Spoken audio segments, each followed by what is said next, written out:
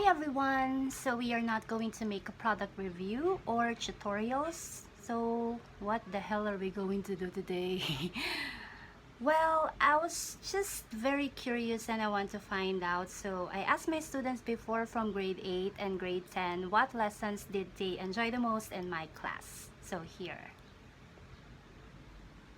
By the way, the reason why I entitled this video, The Lessons That I Have Learned, not only the students did learn from me, but actually I have learned a lot from them.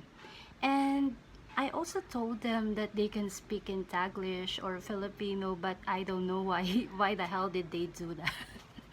Probably they're used to it already. Hi, I'm Eliza Estacio and I'm one of Miss Jasmine's students before, way back 2016. I was grade 8 that time when she became my English teacher, and discussion with her was never dull, it was never boring, it's always full of surprises. It's fun and it's exciting, and I don't know, maybe it's because of this aura that comes from her, this serious aura that makes us pay attention to her very well, and it also pushes us to be more participative in her class. Aside from that, I think it's because of how she interacts with us. She asks us questions like, what did we do yesterday, what do we talk about, or simply questions that are related to the topic we're currently discussing. So, from grade 8 we had several grammar lectures. Aside from that, we talked about Afro-Asian literature. So, Afro-Asian literature consists of different stories, folk tales, and poems from both Asia and Africa. So, from Africa, what I will never forget is How My Brother Leon Brought Home a Wife. It is written by Manuel Arguila, if I'm correct. And this one's memorable because I got to enact one of the characters, Leon's wife. So I portrayed her. We did a little stage play in front. And that's fun. The character is a bomb. Like, I didn't know how to execute the character that time, but I did. I'm kind of surprised by myself, actually. So, from Asia, it's a Chinese folktale. Um, it titled The Soul of the Great Bell.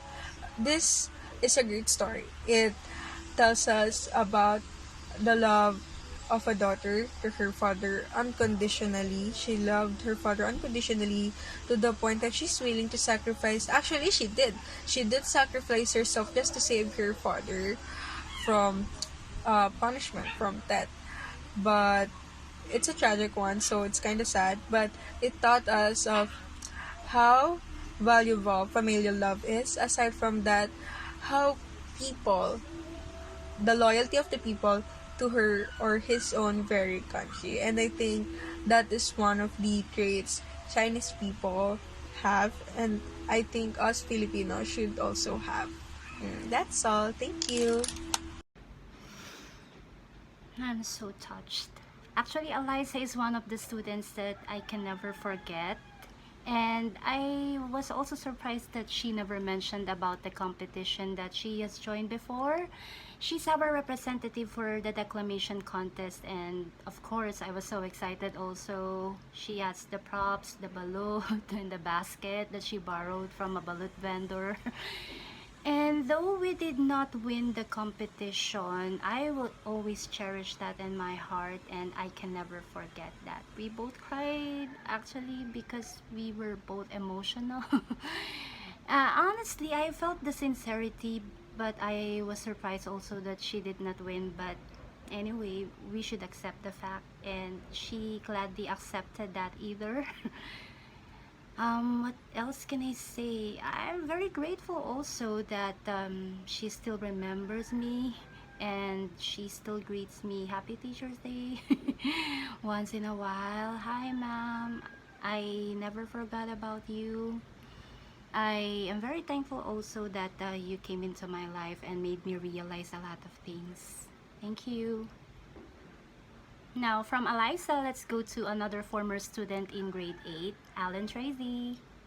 I'm Tracy and I am former student of Ma'am de Domo slash former mother of Cyrus Langit and Andrew Mosquite.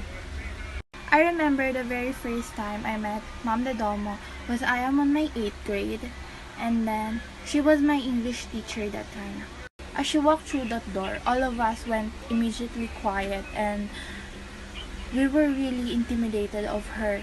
And even before my first meeting with her, I already heard rumors about her that she was very strict, things like that. And sis, the rumors were true.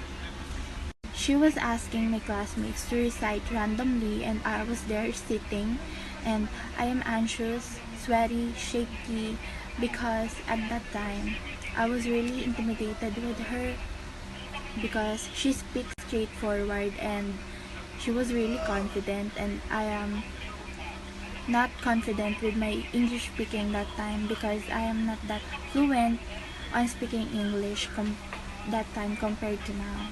And when we're noisy or we get out of hand, she gets mad and she would always say, "Stop murmuring." Overall, Ma'am Dodoma is a very kind teacher, and she has this unique way of teaching, wherein groups and groups activities are based on everyone's talent. For example, if you're good at singing, you are grouped with singers. If you like to dance when no one's around, then you're grouped with dancers, same as actors, writers, and etc. Don't get me wrong, English is my favorite subject, and I think it's my comfort zone, and I feel great when speaking English. But favorite lessons I had with her probably when we were taught to how to write a newspaper. I was assigned to be the editor-in-chief that time on our section, and very stressful. I even cried that time because of the stress I am handling. That is also the time where I had my babies. Students who didn't pass a certain quiz or didn't recite at all were called children or babies, and the tutor will were called mommies or daddies. And I was mommy that time, and my babies were Cyrus Langit and Andrew Mosquite. I won't deny it. It's quite stressful for me that time, but I think it's one of the reasons why grade 8 is probably the best year on my high school days. Because all the things and the problems I've encountered on my high school days helped me, molded me on what I am today. Dodoma is a very kind teacher, and she is one of the strongest teacher that I know, that I knew, lalo na emotionally and mentally. Yun lang po, Ma'am Dodoma. I miss you and we love you. Thank you so much for sharing, Mommy Allen. But honestly, I didn't know that you were stressed at that time. But to be honest, if there's one thing that I have learned from you, well, it's that to be a responsible person, though you're still a teenager, you are very responsible, and I do admire you for that. Also, how to deal with stress. Now, having me as one of your teachers is a stress already. And I do commend you for the job well done. Very good. And I do hope that I will have the time to meet you again, and I'm looking forward to that. Thank you and bye-bye.